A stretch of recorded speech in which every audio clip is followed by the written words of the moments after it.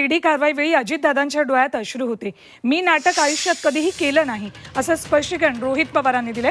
बारामतीतल्या सुप्रिया सुळेंच्या सांगता सभेत रोहित पवारांना अश्रू अनावर झाले होते.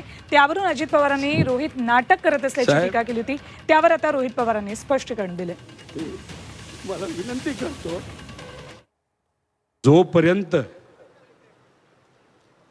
नवी पिढी ही ती जबाबदारी घेत नाही, नाही तर जबाबदारी घेण्याच्या लेवलची होत नाही, तोपर्यंत मी माझे डोळे मिटणार नाही, असे पवार साहेबांचे शब्द होते.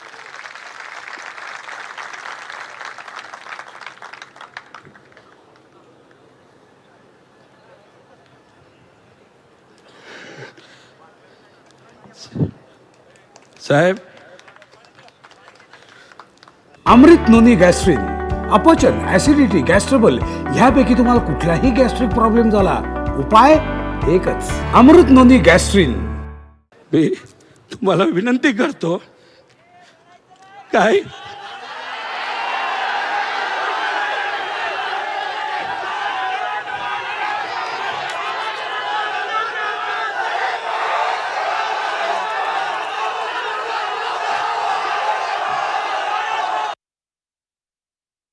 आता जेव्हा ईडी आणि सीबीआयची कारवाई झाली तेव्हा दादांच्या डोळ्यामध्ये अश्रू आलेले आपण सगळ्यांनी तिथे बघितलेले आहेत.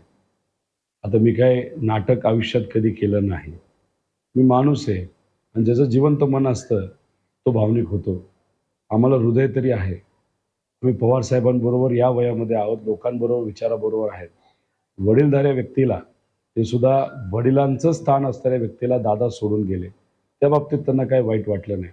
नाटक केलं काय हरकत नाही, पण आम्ही भावनिक ह्याच्यामुळेच झालो कारण लोकांचा जो प्रतिसाद तिथे होता तो फार जबरदस्त होता. लोक तिथं भावनिक झाले होते. दादा नाटक करतायत तो त्यांचा तिथं विषय आहे. मी त्यावर जास्त बोलणार नाही.